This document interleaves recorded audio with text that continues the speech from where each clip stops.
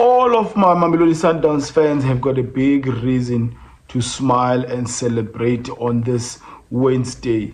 We, woke up in the early hours of in South African time to watch our club play Ulsan HD of South Korea. And I must say, our boys, did very well. Well, in this episode, I'll attempt to go player by player, right from the bench, and also talk about the substitutions that were also made. Yes, I do go by the name of Oscar into football, where I engage and discuss on anything to do with football from Africa to the world and from the world to Africa. Well, Mamelodi Sundowns becomes the first CAF representative to collect maximum points. This is after Al Ali drew against Inter Miami and Flamingo buried Esperance de Tunis of Tunisia. This afternoon we are waiting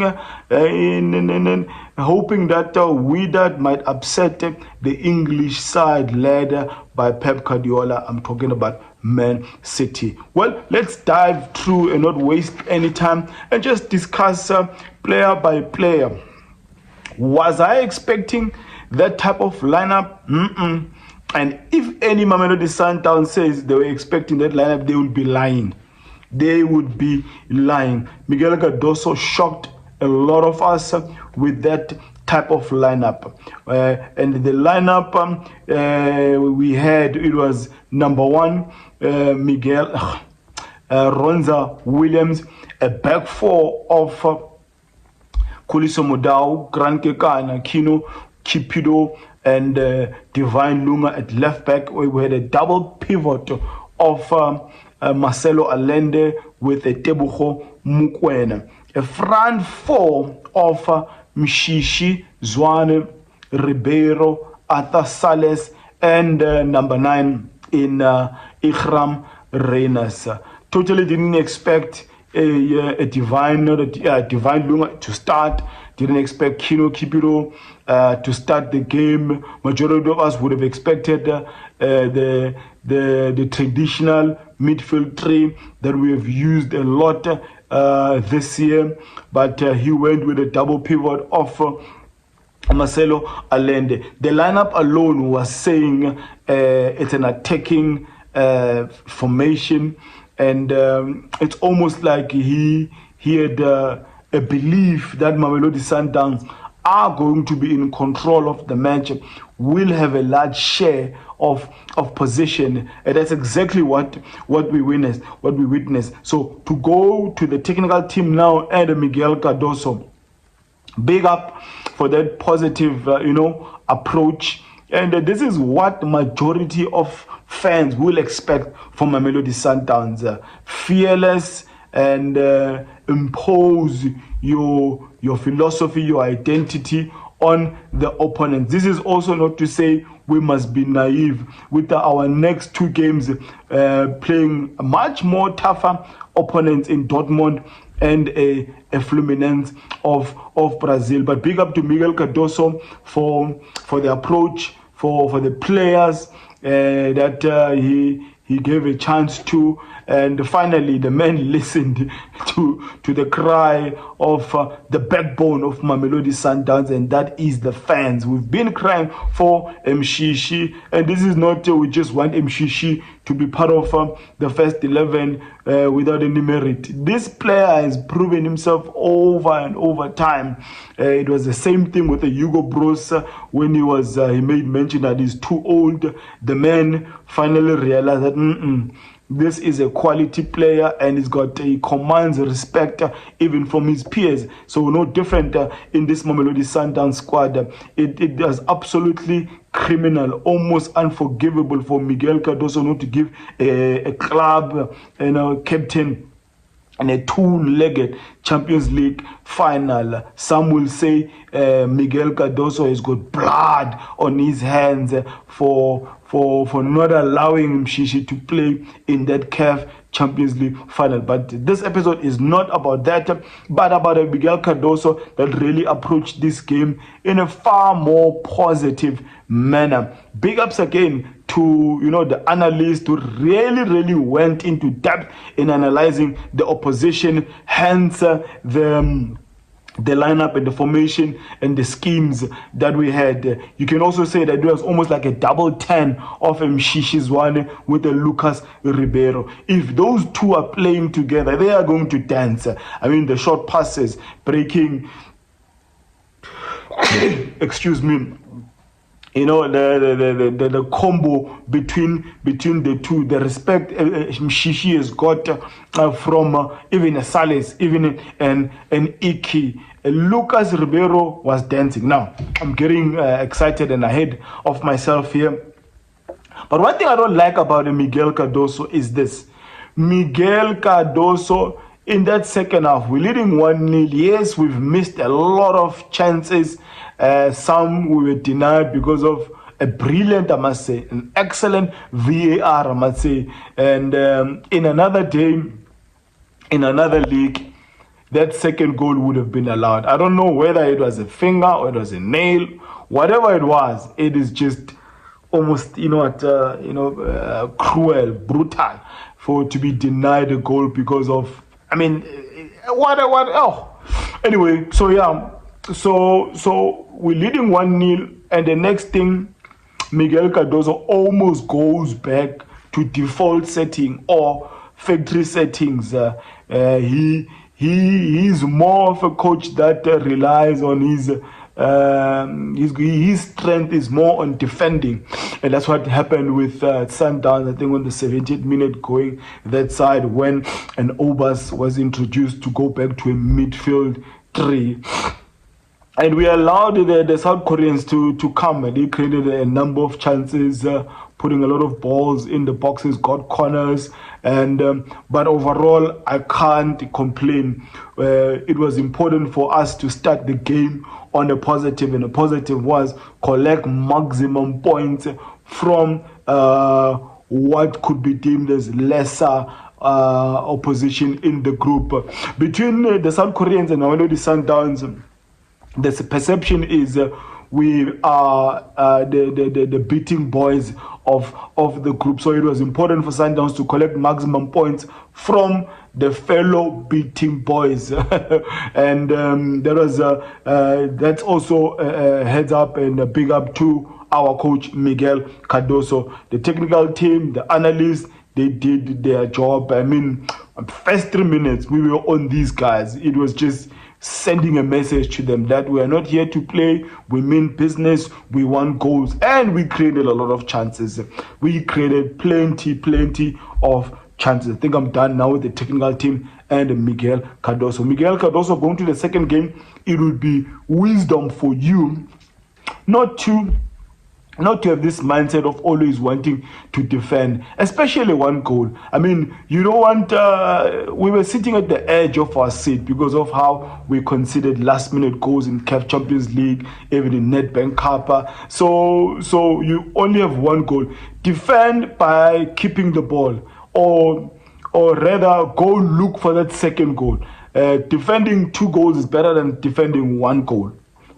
And I think that's one thing I would like to see our team changing. One goal is never enough. And this is also to say to the strikers, the attacking guys, that whenever you get a chance, just bury the chances.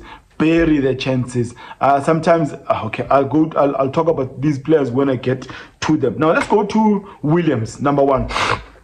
Williams had a good save in that second half that was eventually cleared by Kino Kipidu. I think it was a 7.5 and 8 out of 10 performance by Ronza Williams. Whenever he was called, he was there, and he did his duties excellently. And obviously, we are a team that builds from the back, and no one will do it better than Ronza Williams. And he did his part, and salute to you for that, sir. Our centre backs, Grant Kekana, Kino, Kipidu, good performance, decent performance. Cupido signed in January, has been on the bench for months, to be called on such an important game and given a performance with a newish partner in a Grand Kekana. Grand Kekana, you redeemed yourself from the performances you had in that two-legged CAF Champions League final. So I'm really happy with what I saw. But still, having said that, there might be changes going to the next game against Flamengo. I'm expecting changes. I mean, obviously the factor of the weather, it's really, really humid. I've been in those parts of the world in Miami. It's really warm, really humid. It can sap out the energy from you. And obviously the players need to take a lot of liquids before and after the match, because it's going to demand a lot. And the next game will be really, really demanding. So there might be changes. Maybe 2 or 3 changes. I'm expecting changes. So, but Cubido, Grand Kekana, 7 out of 10 performance. Fullbacks, Mudau, Lunga, these guys dealt well with the pace of the Koreans. I mean, the right and left winger were really pacey, especially a Divine Lunga who did the Lord's work, who was under pressure in those, in the first half. But the second half, he bossed it. He was my man of the match. And you know what? If you talk of Mudau, classy, best right back in Africa. By far, obviously, people will argue that Hakimi is there. And then let's go to the double pivot of Tebogo Mokoena. Tebogo Mokoena must just go to the Middle East, must just go to Europe, must just go somewhere. The boy is top class. But obviously, these guys will be tested in that game against Fluminense. Marcelo, same thing. 8 out of 10 performance. These boys, they really run up and down. The only player who collected a caution for Mamelodi Sundowns is a Themba, and it was a technical professional foul. He had to, otherwise the guys were in transition for another goal. The front four, Salas, for me, a very good, decent player, but he is not a starter. If you look at the squad of Mamelodi Sundowns, he's definitely not a starter, and at times he slowed, the transition for us to get to the front as quick as we could. And but now you go to Zwane, you go to Ribeiro. He enjoyed himself, but obviously because of the same reason I mentioned that there might be changes. You know what? There was a lot of tight bodies in that second half. From the 60th minute going that side, one of those players was Lucas Ribeiro. So you're expecting to see a whole lot of changes in the next game. Lucas Ribeiro, my brother, please, can you just trust your right foot? It can't be that anytime you've been given a true pass on your right hand side, you always want to come to your stronger foot. I mean, how many of these chances are you going to get against the likes of Dortmund and Fluminense? Just try and hit the ball with your right foot, and it might be parried back into a Reyners, a Shalulile, Mutiba, or whoever is in the box. But this thing of you always trying to cut back, you are becoming really predictable. But I can see your efforts we're seeing. You really enjoyed yourself. You were toying with the South Koreans, those runs you made with the ball. One of our best players who can carry the ball.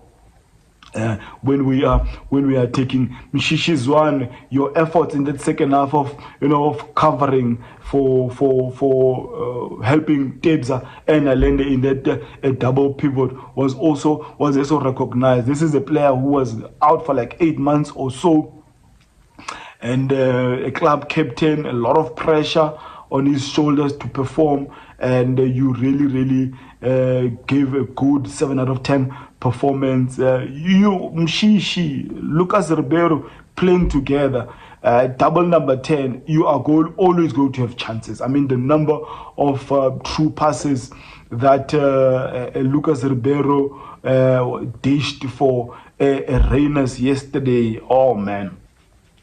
Reyners, our hat-trick hero. First goal, handball, rightly judged, but the other goal obviously is a goal, and the other one was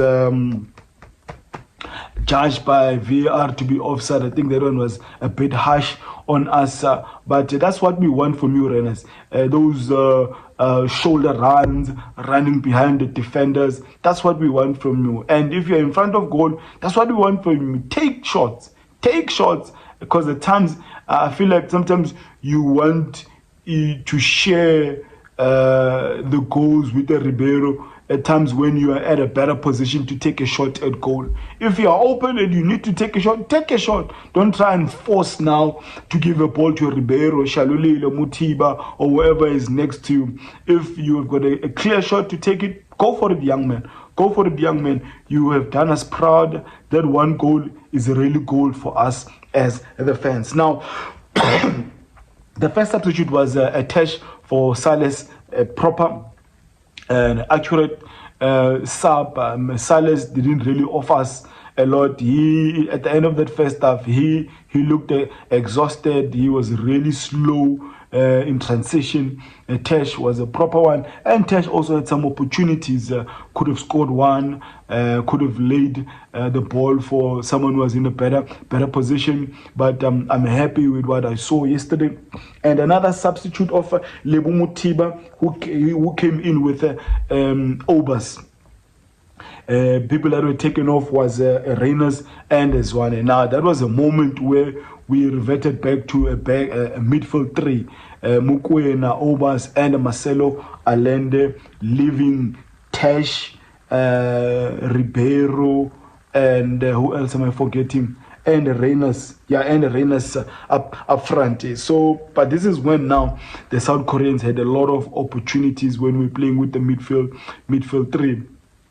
And it was even got worse when on the 85th minute when Adams was introduced, with Mshishi being eliminated and Cupido being eliminated, and that's when we had like a midfield four of Adams, Marcelo Allende, Obas, and Mukwena, leaving Tesh and Lebu Mutiba. I must say, I'm really impressed. The signing of Lebu Mutiba is invaluable to Mamelodi Sundowns. The guy, all aerial duels he won. He knows how to keep the ball. He knows how to open, turn around, and at times I was like, the opportunities he gave to Ribeiro and Tesh, I was like, you know what, you should have taken a shot for yourself out there. But this is a guy who's going to be helpful for us when we're defending set pieces. He's a big boy, and we will also be a threat when we have him in the box for our set pieces. So that's my player to player overall view of what I saw in that first game. Happy with the 3 points, but we can do better. In transition, we should be better. In building up, we should be quicker. We'll be playing a side that really presses up top. They press aggressively, and this is not a yo-yo team. This is a proper Brazilian Fluminense team that will be playing against. But for now, we will celebrate these 3 points and rest, get some massages, ice bath, regenerate, and plan for the next mission, which will be, is it Friday or Saturday, whichever day it is. But I'm really happy for these 3 points. What did you make of our first game, Masandawana, or any football fan who is a supporter of this channel? Please do comment on the section below. I appreciate all types of engagement, the likes, the sharing of the episodes on all other socials, the comments, the subscribing. They are really welcome. And now let me end it there by declaring, may my God bless you all.